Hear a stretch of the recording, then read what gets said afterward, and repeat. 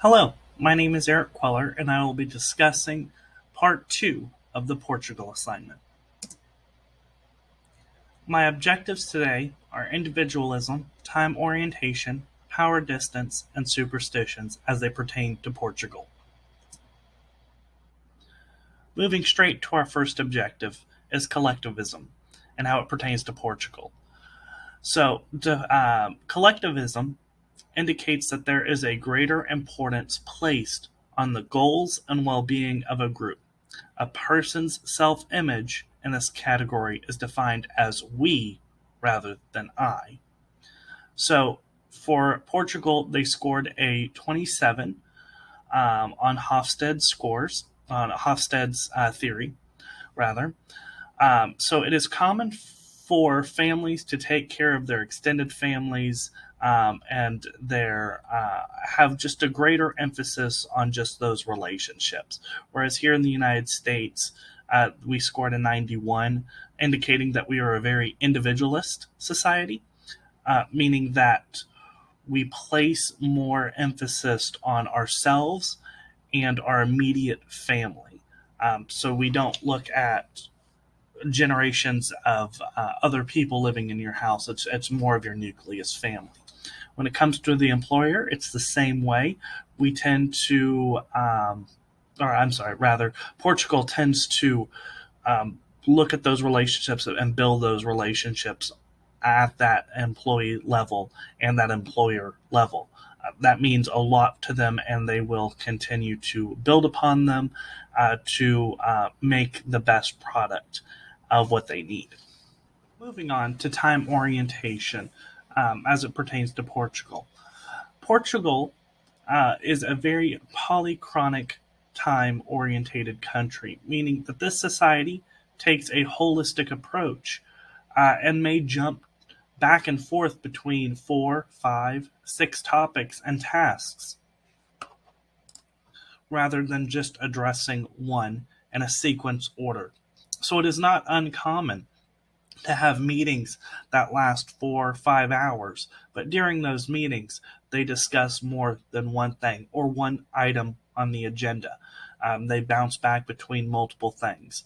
It is also not uncommon for a friend, relative, or coworker that you haven't seen in a while comes in unannounced. It's not, again, not uncommon for them to interject in your meeting and uh, talk to them, discuss with them, see, I guess, catch up rather, and seeing what this person is doing with their life. Whereas comparison here in the United States, we are very monochronic. We value time as currency, meaning we don't like to waste people's time. We think that there's only so much time, and that should be cherished and valued. Or the next objective, which is power distance.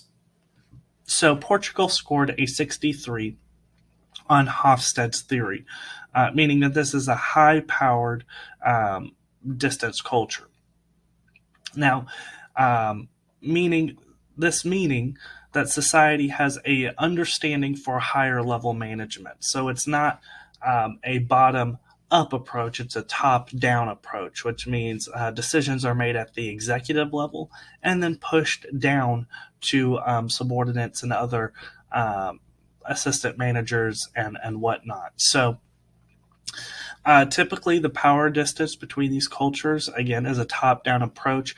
So, what we could see in the organizational charts of these organizations and agencies is a vertical orientation chart where you have multiple managers underneath the executives to manage these people. So, a span of control. So, you could have 7 people reporting to one person, and then that one person reports to a couple of others, and then so on. Where in the United States, we tend to have a more democratic way of making decisions and making sure that the everyone has a voice and it is heard. Um, so that's kind of where we're different between the United States and Portugal. So moving on to my last objective, superstitions. Now this was a very interesting topic to research, and I'll just go ahead and get right into it. So, with superstitions, as a in Portugal, again, I have two bad superstitions, and then one actually good superstition that they have over there that I thought was actually quite interesting. So, the first one is it is considered unlucky to walk backwards in Portugal because doing so allegedly lets the devil know where you are and where you are going. So this could impact if you were showing an office, your office space around to clients or to other members or new employees. Walking backwards could show a sign of uncertainty or create a bad reputation for you without you even knowing it.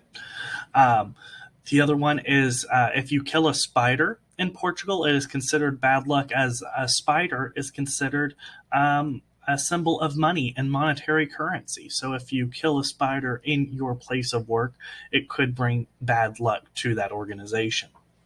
Now, the last one, it's kind of a good superstition. Now, here in the United States, we tend to view rain as a bother when it comes to special events, especially if they're outside. Whereas in Portugal, if it rains, for instance, on your wedding day, it is considered that that relationship is healthy, and it means that relationship is forever, and it will also bring you much success. Where we can apply this in business is if it's raining on a special day for your organization, or a new employee gets hired, or anything like that. If it rains, it could bring good luck to them, and it means that it is meant to be. So with that, here is my works cited page, and thank you.